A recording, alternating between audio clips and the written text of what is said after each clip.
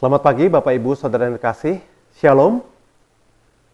Perenungan kita pada pagi hari ini membahas tentang mengapa Tuhan memilih Yudas dalam seri hal-hal yang sulit tentang Alkitab.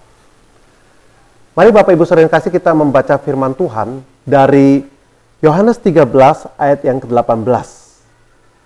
Bukan tentang kamu semua aku berkata, aku tahu siapa yang telah kupilih. Tetapi haruslah genap nas ini, orang yang makan rotiku telah mengangkat tumitnya terhadap aku. Lukas 22 ayat 22, demikianlah firman Tuhan.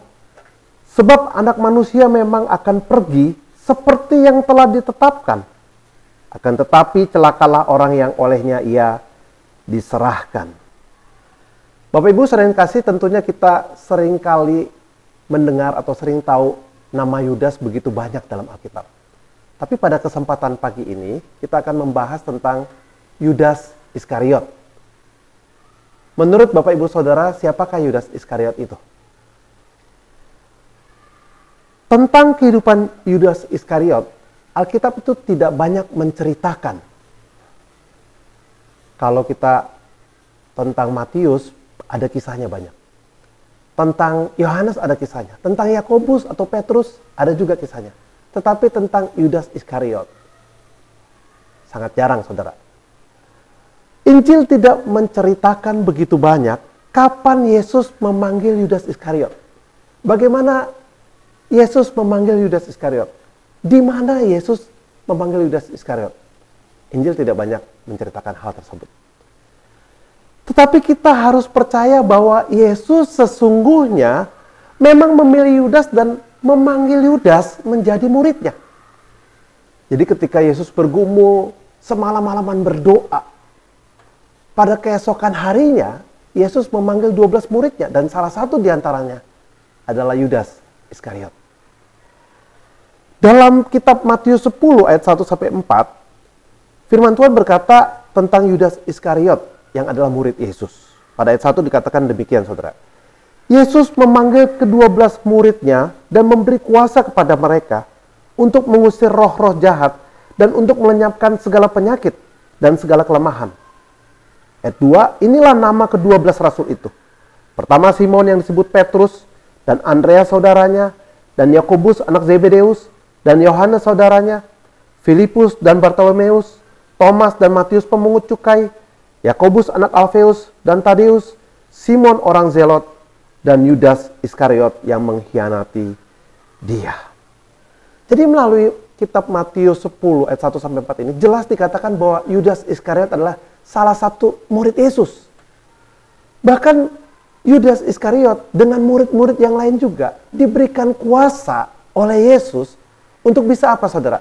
Menyembuhkan orang sakit, untuk bisa mengusir roh jahat, untuk bisa sesungguhnya mengatasi segala kelemahan yang ada, saudara.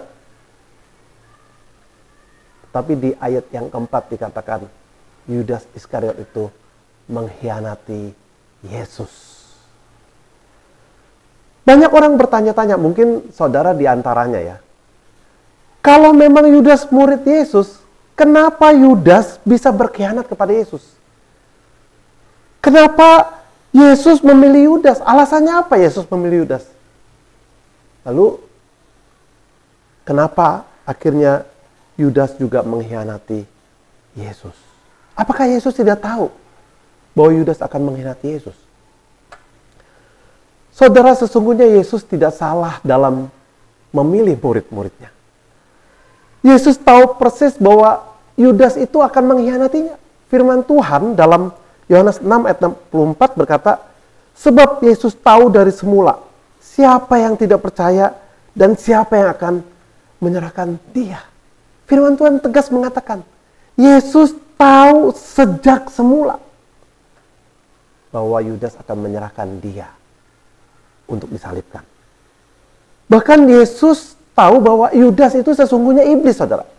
Firman Tuhan dalam Yohanes 6 ayat 70 berkata, bukankah aku sendiri yang telah memilih kamu yang 12 ini? Namun seorang di antaramu adalah iblis. Yang dimaksudkannya ialah Yudas. Adalah anak Simon si Iskariot, sebab dialah yang akan menyerahkan Yesus. Dia seorang di antara ke-12 murid itu. Yesus tahu sejak semula bahwa Yudas akan mengkhianati. Yesus tahu bahwa Yudas adalah iblis. Yesus juga tahu bahwa Yudas adalah seorang pencuri. Firman Tuhan dalam Yohanes 12 ayat 6 berkata, hal itu dikatakannya bukan karena ia memperhatikan nasib orang-orang miskin, melainkan karena ia adalah seorang pencuri. Ia sering mengambil uang yang disimpan dalam kas yang dipegangnya. Yesus tahu Yudas berkhianat. Yesus tahu Yudas adalah iblis. Yesus tahu Yudas adalah seorang pencuri. Dan Yesus tahu Yudas tidak percaya. Firman Tuhan dalam Yohanes 6 ayat 64 berkata, sebab Yesus tahu dari semula siapa yang tidak percaya dan siapa yang akan menyerahkan dia. Saudara melihat apa yang diketahui oleh Yesus tentang Yudas? Pertanyaannya adalah, lalu mengapa Yesus memilih Yudas? Mengapa, saudara?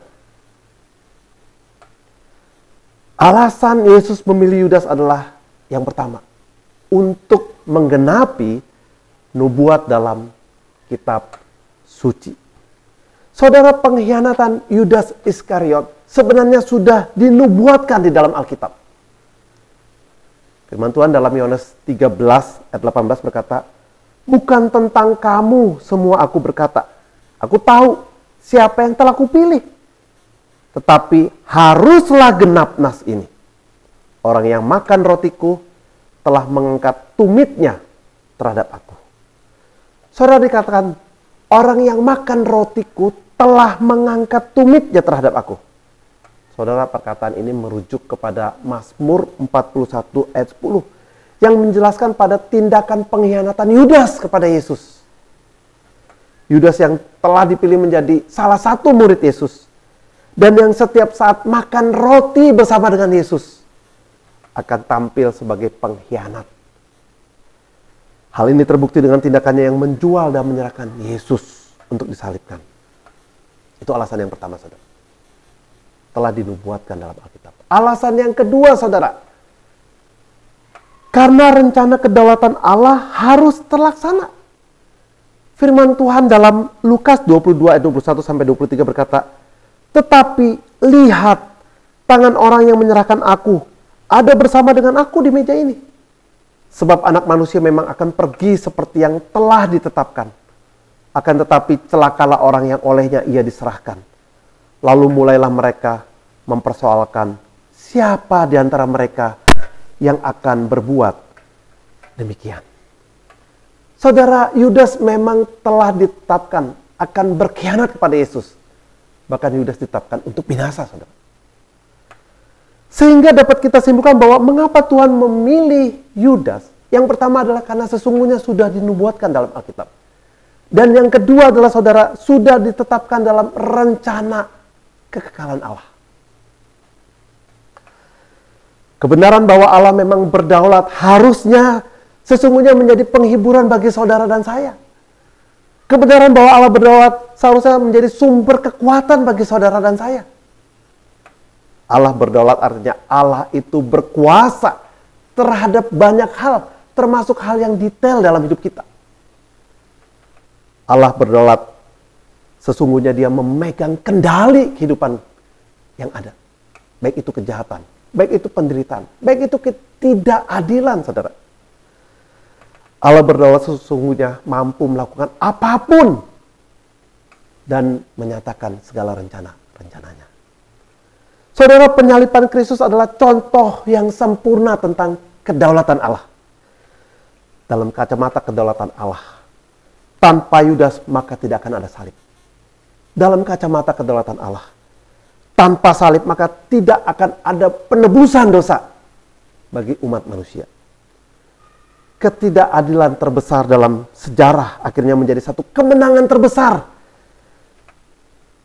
bagi setiap umat Allah.